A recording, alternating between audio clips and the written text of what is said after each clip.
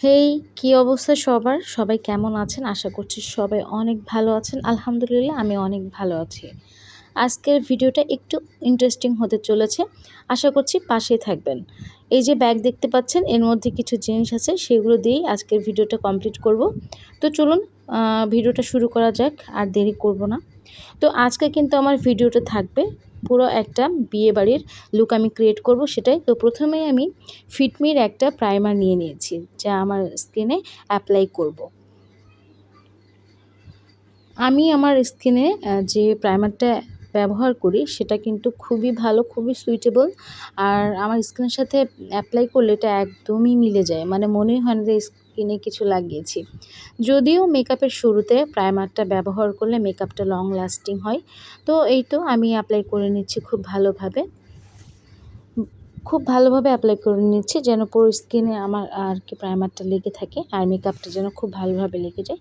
তো আমার primer apply করা শেষ। দেন বাতাসে কিছুক্ষণ শুকিয়েও নিয়েছি। এরপর আমি আমার স্কিনে ফাউন্ডেশন অ্যাপ্লাই করব। এর জন্য আমি একটা পন্ডসের বিবি প্লাস ফাউন্ডেশন নিয়ে নিয়েছি। এইটা আমার স্কিন টোন অনুযায়ী। আর এই ফাউন্ডেশনটা আমার স্কিনে দিলে একদম ব্রাইট টোন হয়ে যায়, মনেই হয় না যে ফাউন্ডেশন লাগিয়েছি।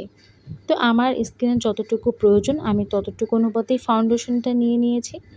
এখন খুব ভালোভাবে অ্যাপ্লাই করব যতটুকু প্রয়োজন। আর আমার যেগুলা হচ্ছে স্কিনে একটু স্পট আছে ছোট ছোট, সেগুলোকে আমি খুব ভালোভাবে ফাউন্ডেশন দিয়ে ঢেকে নিব। তো এই যে একটা পাফ নিয়ে নিলাম, এখন এটা দিয়ে পুরো মুখ ব্যালেন্ড করব।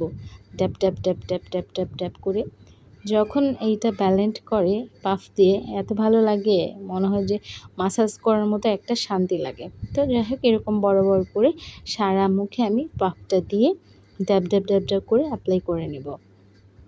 তো ফাইনালি আমার ফাউন্ডেশন কিন্তু ব্যালেন্ড করা শেষ। এরপর একটা কনসিলার দিয়ে নিব, যেখানে আমার পুরো ফেসটাকে আর কি একটু শেপ করা যায় ভালোভাবে, সেভাবেই। তো আমি এভাবেই সচরাচর করে থাকি।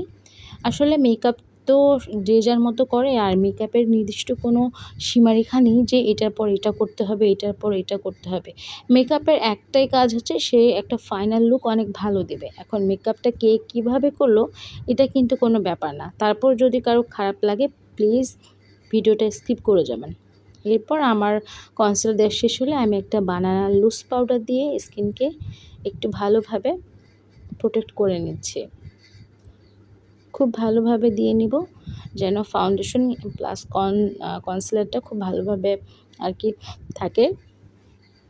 তো আমার কিন্তু লুজ পাউডারটা দেওয়া শেষ। এবার আমি আইব্রোটা খুব ভালোভাবে এঁকে নিব।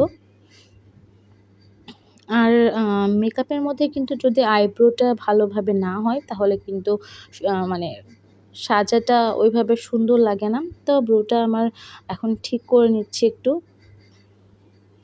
হোয়াইট একটা কনসিলার দিয়ে, তাহলে আর কি আইব্রোটা চোখে লাগে আর কি, যে না শেপটা অনেক সুন্দর। তো এইভাবেই আমি আমার ব্রোটা খুব সুন্দর করে একটা শেপ করে নিচ্ছি। তারপরে একটু ফিনিশিং দিয়ে দিলাম।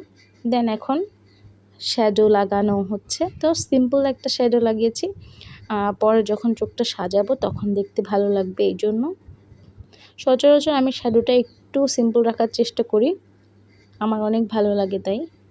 তো এরপর আমি আইলাইনারটা সেট করছি। বরাবরের মতোই আমি একটু কাজলটা একটু টানা দিতে আমার বেশি ভালো লাগে, মানে আমার সাথে যাই। তো এই তো আমার চোখ কিন্তু সাজানো শেষ। এখন আমি চোখে মাস্কারা দিয়ে দিব। চোখে যদি কাজল লাগাই কেমন যেন চোখটা একটু টানা টানা লাগে। আমার কাছে মেয়েরা কাজল পরলে একটু বেশি ভালো লাগে। তারপর মাস্কারা দেওয়ার পর কেমন যেন চোখের পাপড়িগুলো টান টান। আর এই যে চোখের নিচে কিন্তু কাজল না দিলে একদমই ভালো লাগে না। তো আমি একটা হোয়াইট হুদা বিউটির একটা কাজল লাগাচ্ছি, যেটা আমি সচরাচর লাগিয়ে থাকি। আর এটা লং লাস্টিং, ওয়াটারপ্রুফ। দেন আমার চোখ প্রায় শেষ। এখন যাব মেকআপের একদম মেন একটা পয়েন্ট, সেটা হচ্ছে লিপস্টিক। লিপস্টিক ছাড়া কিন্তু টোটাল মেকআপটাই কেমন যেন ব্ল্যাক অ্যান্ড হোয়াইট লাগে, কালারফুল মনে হয় না। তো আজকে আমি একটু ভিন্নভাবে লিপস্টিকটা দিয়েছি। কিছুদিন আগে একটা ট্রেন্ডিংয়ে দেখেছিলাম যে লিপস্টিকের সাথে অন্য একটা লিপ লাইনার ব্যবহার। তো সেক্ষেত্রে আজকে আমি একটা ব্ল্যাক লিপ লাইনার আর সাথে একটা একদম টুকটুকে লাল টাইপের লিপস্টিক পরেছি। তারপর আমার সবথেকে পছন্দের পার্ট হচ্ছে এই যে স্প্রেটা করে নিলাম যেন আমার মেকআপটা সারাদিন অনেক ভালো থাকে।